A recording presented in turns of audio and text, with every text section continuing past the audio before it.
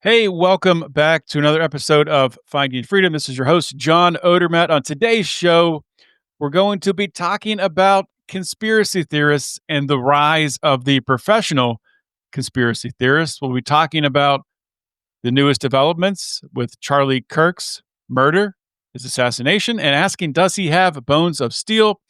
And we'll be talking about Erika Kirk and the powerful speech she gave at her husband Charlie's memorial service. Let's get into it. We are born free, and we will die free. The time in between, though, that's complicated. In that time, governments, institutions, and our egos will limit our ability to find true freedom in this life. These are real stories of real people overcoming the odds, persevering in justice, and unlocking their potential. Welcome to Finding Freedom. Here's your host, John Odermatt. Hey, what is up, everybody? Good to be back with you today on this fine September Monday morning. Coming to you on September 22nd, not streaming live today, but I'll be publishing this everywhere as soon as I finish up. Of course, I got my cup of Fox & Sons coffee in hand. It's my coffee of choice. It's the coffee I drink every single morning to start my day. You can get yourself some Fox & Sons coffee by going to foxandsons.com. That's FOXNSONS.com and putting promo code John in at checkout to get 15% off an order of $40 or more. So go pick up some Fox & Sons coffee as I grab myself a sip right now. Okay, so today on the show, got a couple things to talk about. I do have a hard stop, so this will not be a long show. Last week I said it wouldn't be, and it was. This week I will stick to my word. So if you heard at the top of the show, the things I want to talk about, first off, I think something I've noticed lately, and what I'm calling it, is the rise of the professional conspiracy theorist. And this has been very, very evident to me over the course of the past 10, 11 days here in the wake of the Charlie Kirk assassination. And it became overwhelming to me yesterday to the point that, honestly, it had an impact on my day. Didn't ruin my day, but it had me in a bad mood for a small portion of the day. Seeing just the reaction on Twitter to an article where Charlie Kirk's surgeon had referred to Charlie Kirk having bones of steel, and that being the reason why the bullet, there was no exit wound, and the bullet was not found. Right? Called it a miracle that nobody behind him was injured. And I'm going to get into talking about that later, but I do just want to focus on what I'm referring to as professional conspiracy theorists. Now, I'm not going to name names here. I think you can all figure out the types of people and the individuals who I'm talking about when I say professional conspiracy theorists. These are the people who, as soon as an event happens, they don't give any time. They leave no time for actual reporting of any kind. I'm not talking about mainstream reporting. I'm talking about they don't wait for any information to come out for people to learn anything. They automatically jump on a preset narrative and start gathering evidence in order to fit that narrative. Now, there are a lot of people out there on Twitter who use this model in order to monetize Twitter, in order to create content to monetize. They are professional conspiracy theorists. And, you know, it's interesting when you look at it, you start to ask yourself, okay, so why has there been a rise of these professional conspiracy theorists? We could call them PCTs. Why do we have a rise of PCTs out there? Well, it's because there's no trust in our institutions anymore. And, you know, you can think what you want about that. You can like that. You can not like that. It really doesn't matter. It's a fact. When it comes to the younger generation, when it comes to people, you know, especially really anyone below the age of, I'd say 45, maybe 50, um, really does not trust institutions. And the younger you skew in that, you skew like 30 and younger, there's zero trust in our institutions because they've seen what's happened, especially over the past several years. And those of us who are in our 40s, I mean, we have even more of a body of work to go on with, so-called experts lying to us, be it during the Iraq war, be it, after 9/11, be it more recently with COVID and the origins of COVID and mask use during COVID, and then the jab with COVID. So there's a large body of work with institutions lying to us, and that's happened. That's a real thing. I'm not saying.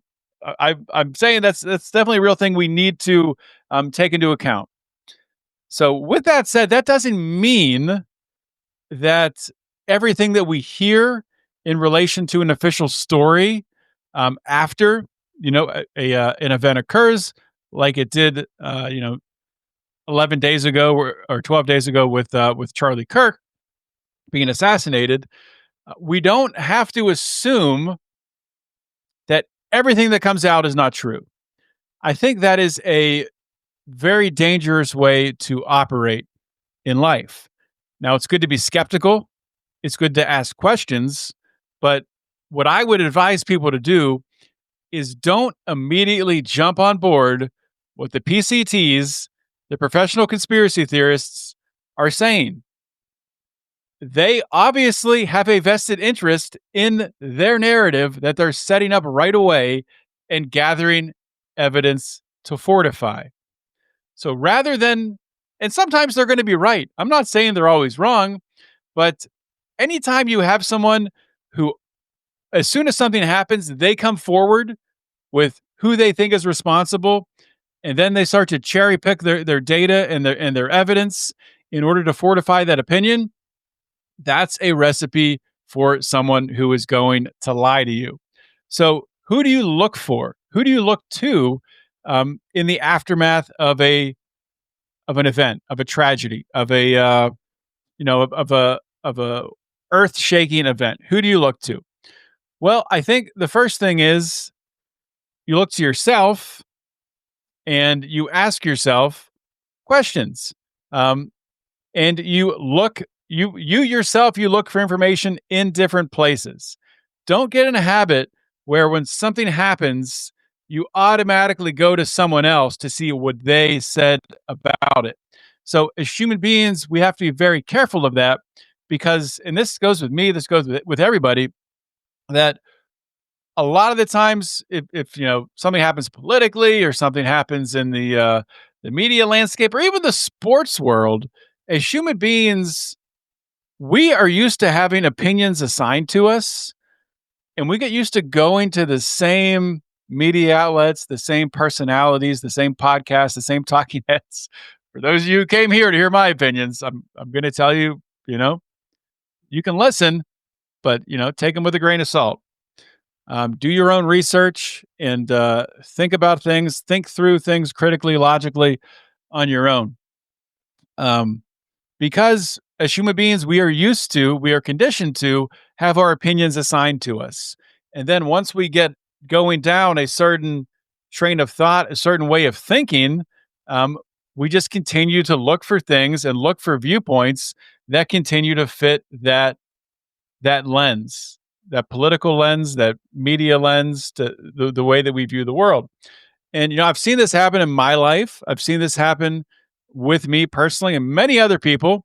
I would say in the liberty movement, the Libertarian Party, as you get in a habit of viewing the world a certain way, of fitting things inside the Austrian economics, inside the free market, the on the 9x5 index card of allowable libertarian principles, libertarian opinions.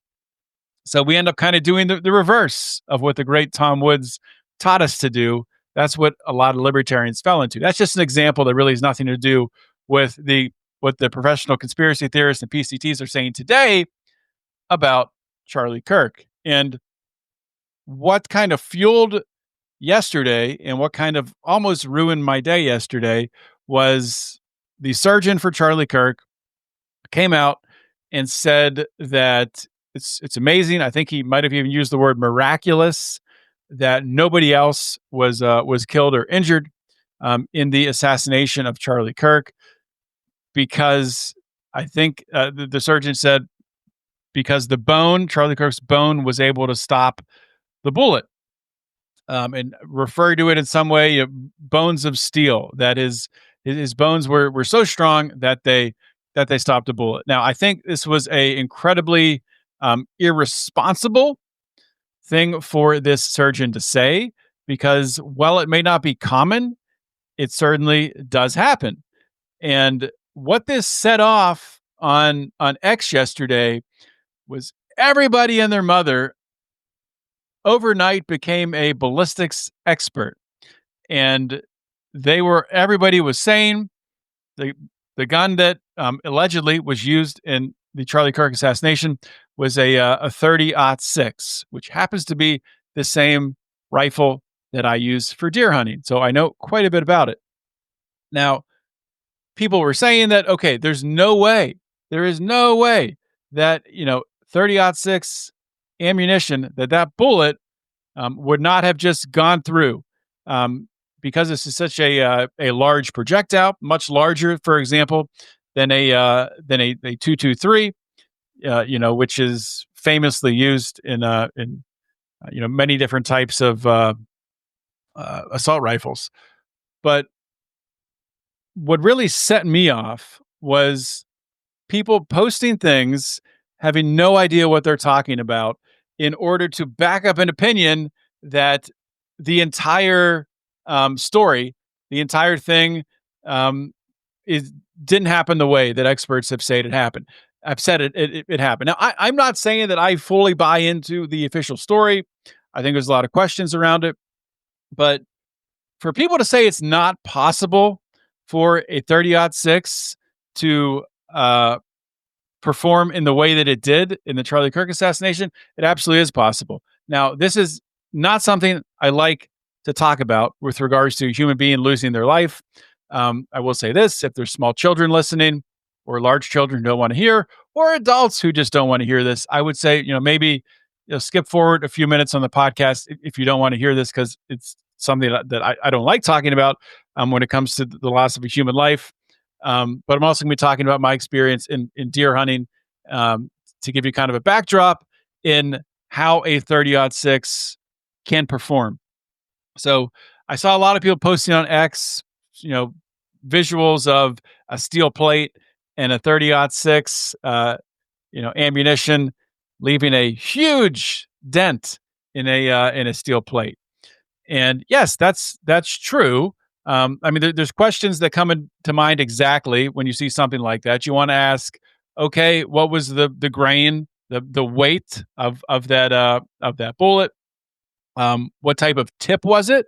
Was it a soft tip or was it a full metal jacket? A full metal jacket is made more to penetrate and stay together, stay intact, and penetrate through through the target. They're used more in target practice, so likely if you're looking on a steel target, likely was a full metal jacket. A soft tip, on the other hand, it's what I use for hunting. It's designed to kill the animal, the deer. I use it for deer hunting that you're hunting. So it's designed to, when on impact, that energy is spread out, and the idea is that you kill the animal instantly because it's spread out and it doesn't just pass right through, maybe with a lot less damage to tissue and organs and bones and things like that. So a lot of experts on Twitter who just want to when they heard his surgeon say that, which I think what the surgeon said was an irresponsible way to put it, because I don't think that was a miracle. I think what it was just something that sometimes happens with this type of ammunition. And I don't think that the bullet not passing through and not having an exit wound is a reason to think that, oh, this story should be thrown out. this guy wasn't the shooter. It was a different type of ammunition. Maybe, it was somebody in a different spot that shot, and this is a conspiracy. Israel did it. All these different things. These are the things you hear from the professional conspiracy theorists from the PCTs. What I will say is I've been hunting almost my whole life. I've been using a 30-06 for the majority of that time. I've killed more deer than I can even count or remember, I should say. I'm sure I can count that high. I'm not an idiot. But um, on many occasions, I mean, not the majority, but more than, I think on Twitter I said 2, but it's probably more than that. It's probably like 5, 6, or 7 times. There was no exit wound on the deer, meaning the bullet stayed lodged somewhere within the animal. In fact, just last year, and I remember this because it would never happen to me before, I shot a deer, went down. After I shot it, I will say, sometimes this happens, it ran about 50 yards and then went down. People wonder, like, how can that happen? Or they'll say, like, how was Charlie not when he was shot? How was he not blown off the seat he was sitting on? Just things are. I mean, people think like it's movies. I guess, and they don't understand that there's so many variables at play when you look at things like this. I'll get to more variables later with how the bullet, and I'm speculating because I haven't heard anything on it. Maybe potentially could have been hand loaded, but we'll get into that in a minute. So last year I shot a deer, ran 50 yards, went up, gutted it. Me and my buddies got it out of the woods, hung it up, and started to skin it. And as I was skinning it, the bullet fell out. It was wedged between the hide and the skin. So likely what happened is probably, and I think if I'm remembering, this is a year ago. I think what it did is it hit the shoulder, the clavicle on the shoulder, ricocheted up, and just losing speed there. And it's a soft tip, so the energy is expanding in the flesh. It's slowed down enough that it never exited and got caught got stuck in the hide. So that happens. Now, the people on X who are saying this is impossible, this could never happen with this type of ammunition, it passes right through. If you're talking about a full metal jacket, I would say most likely, yes. Probably 99% of the time that would happen, unless it's some crazy fluke, which I don't rule anything out. So I think it's going to be important to find out, what was this? Was this a soft tip? Was this a full metal jacket? What was the grain of the bullet? How old were the bullets? Were these hand loaded? Was this hand loaded ammunition or was it factory ammunition? Now, the reason I asked that was the shooter, the kid, I'm not going to say his name. This was his grandfather's gun, right? Old people like to hand load ammunition. I think it's probably a fair chance this was hand loaded ammunition. Now, this was a vintage gun, a untraceable gun, and that's a whole nother conversation we'll talk about in a minute that has people going nuts. If it's hand loaded, we're never going to have answers, because it's just up to the grandfather, whoever was doing the hand loading. You don't know. You can't go back and figure out, exactly what the composition of the bullet was, and exactly how much powder was in there and all that stuff. You just can't know. So that's a question that needs answered. Now, they allegedly recovered this gun. It had some rounds in the clip there. So it'll be interesting to see, or in the magazine, I should say, it'll be interesting to see what comes from that. Now, if they never talk about that and we never get answers to that, I'm going to have a lot of questions. Now, the people I look to for answers with stuff like this, I look to people who understand ballistics, understand rifles, and specifically understand that type of ammunition. Because there's people on Twitter who I was interacting with yesterday who know a lot more about guns than I do, but maybe don't understand this type of ammunition. maybe have never been hunting, maybe never have firsthand experience seeing something like this happen where there isn't an exit wound. So the people that are saying on Twitter, and I've replied to more, I've lost track how many I replied to, say it's impossible. There has to be an exit wound. No, it's not. It is not impossible at all. It is very possible, especially with a soft tip. With a soft tip, maybe it's as high as like a 20% chance that you wouldn't have an exit. Now, this doesn't even factor in. I don't think there's been an official, at least I haven't. I've heard contradictory claims that he was wearing a bulletproof vest or he wasn't. But still, even if he wasn't and it didn't hit the vest or clip the top of the vest if he was, all of those things factor in. So there's a lot of questions to ask. It's okay to ask questions. Love it. I think it's great that people are asking questions. What I can't stand is the people on Twitter fueled by these PCT professional conspiracy theorists who are saying this is impossible, this story isn't true, and they have no idea what they're talking about. Don't spout the ideas of someone else, a professional conspiracy theorist, when they have no idea what they're talking about and you have no idea what you're talking about. Why don't you look to people who have at least a little idea what they're talking about before you spout off? So I won't go any more into that. That's kind of like I was just so frustrated with that yesterday. And I did, have some good interactions with people who had similar experiences to me, who understood that this definitely was possible. Now, I think the fault here is from the PCTs, also from the surgeon in the way that he worded things. Should not have worded it that way. Should not have said Charlie Kirk had bones of steel. Just regular bones can happen with regular bones. So, okay. The last thing I want to talk about, like I said, it's going to be a short show today, is the memorial for Charlie Kirk yesterday. And specifically, I haven't watched everything. I've seen clips. I saw that Elon and Trump shook hands, had some words. So I guess that's a good thing. I don't know. A lot of people there, a lot of celebrities there. I thought it was a little bit strange seeing people taking selfies and, I don't know, going to a funeral, going to a memorial service, taking selfies, making reels. It's just a little cringy to me. I think it's kind of weird.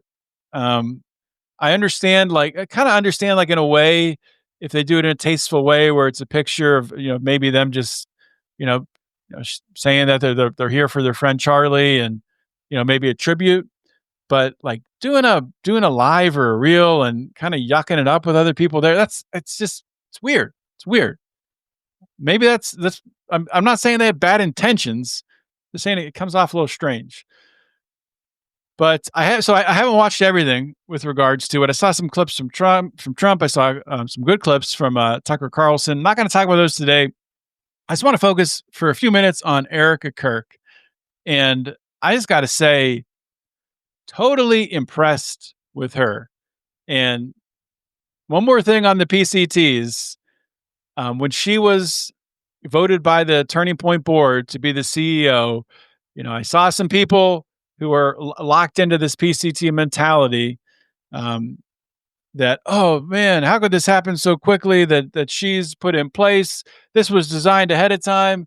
It's like, you got to be out of your mind, man.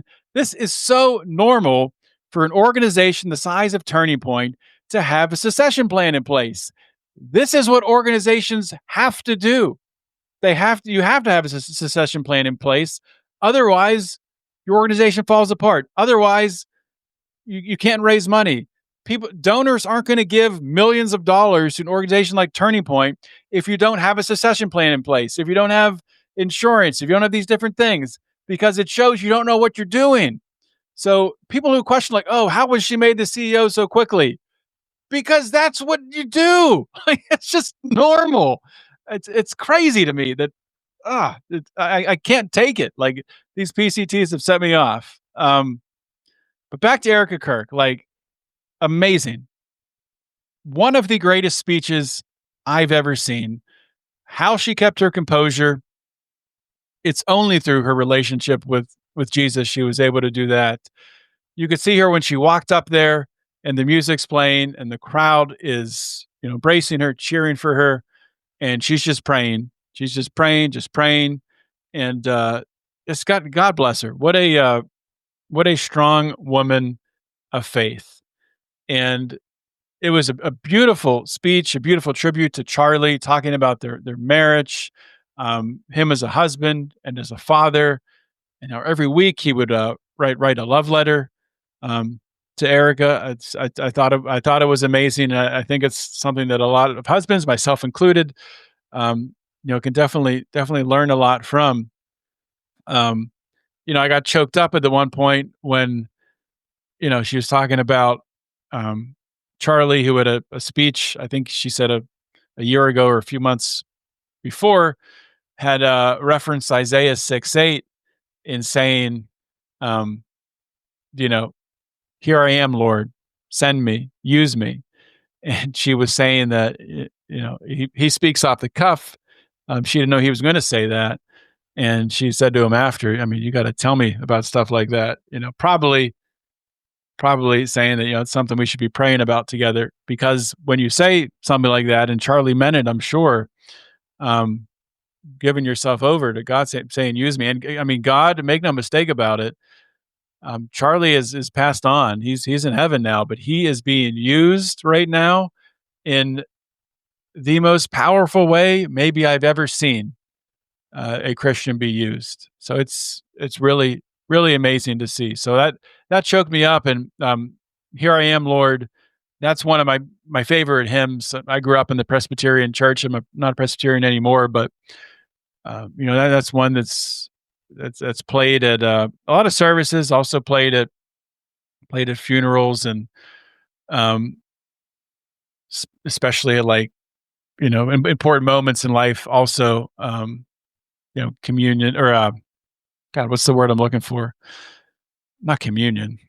Um, anyway, it's not coming to my mind. Anyway, it's just a song that means a lot to me, and I thought it was really cool that she brought that up. And I think it just a lot of people who maybe aren't Christians, they look at Erika Kirk and they probably think like, wow, how does she have this much composure? How does she have it together? How is she so rock steady? And 100%, it's her relationship with Jesus. So as a Christian, that's something I look at, and I'm like, that is something to emulate. That's something that I want. That's something that I want to exude. That's something that I want to show. So I think just such a testimony to her faith. And then towards the end, when she said that she forgives her husband's murderer, just incredible. And I've seen some people push back on that, being like, "How can you forgive him so quickly?" And that forgiveness, as Christians, we are to forgive others because Christ forgives us for our sins. We are all sinners in this world, right? And we're born into sin. And if we can't forgive others, then we can't fully understand. We can't fully recognize and appreciate Christ's forgiveness of us. So, I mean, it's something that I struggle with every day, is forgiveness of others. I think it's definitely a testimony to her faith that she was able to say that she forgives the shooter, forgives her husband's murderer. Now, I think with forgiveness, it's important to remember forgiveness does not mean that it's being forgotten. Forgiveness does not mean that justice will not be served. So I've seen people say that, like, "Oh, what? She doesn't think that he should be punished, the murderer." No, she's not saying that. She's saying that she forgives him, and she's probably praying. I'm sure that a lot of people are praying, and I mean, this blows the mind of people who are not believers, that you would pray for the murderer to find Jesus, seek forgiveness, and then someday be in heaven. And I'm sure that I'm not sure, but that probably is likely something that Erika Kirk and, you know, Charlie's people close to Charlie are praying, which for people who are not Christians, that's kind of hard to wrap your mind around. But we are all sinners. We all fall short of the glory of God. And the only way that we are saved is through Christ sacrificing himself on the cross. God in the flesh coming down into the muck of this world, living with us and giving his life so that we can have him living inside us on this earth through his Holy Spirit, but also when we pass to the other side, have eternal life. So it's just been wild, man. It's been a crazy 12 days. It's had a you can probably tell it's had a profound effect on me. It's had a profound effect on a lot of people. So I will kind of leave this where I left it last week. I have an open door policy here. Anybody wants to talk to me about anything, you can reach me, John at lionsofliberty.com or at John Odermatt on Twitter and Instagram. I'm on Facebook too. You can track me down there just by searching my name. But tell you what, guys, I was a little feisty at the beginning with the professional conspiracy theorists. I just really want to drill home that you all you need to be skeptical of everything, right? We got to be skeptical of the story, official story, ask questions. We got to be skeptical of the professional conspiracy theorists too, because they have an agenda. They have a bias also, especially when money's involved, guys. There's money involved in everything. And professional conspiracy theorists, they're getting paid off of their conspiracies. So of course they have an incentive to massage the truth, to find the facts that fit their narrative. So keep that in mind. Thank you for listening. I got a couple of really good interviews lined up. You guys are really going to like this. I know it's been 2 weeks of me back to back. If you don't like that, whatever. If you do, great. I think I said at the beginning of the year I wanted to do like every 6 weeks, do a solo episode. So you got back to back in another 6 weeks or so. You get another one of me. In the meantime, honestly, some great interviews coming up. Buck Johnson from the Counterflow podcast will be coming on. I believe. I hate to say things ahead of time because things happen, things fall through.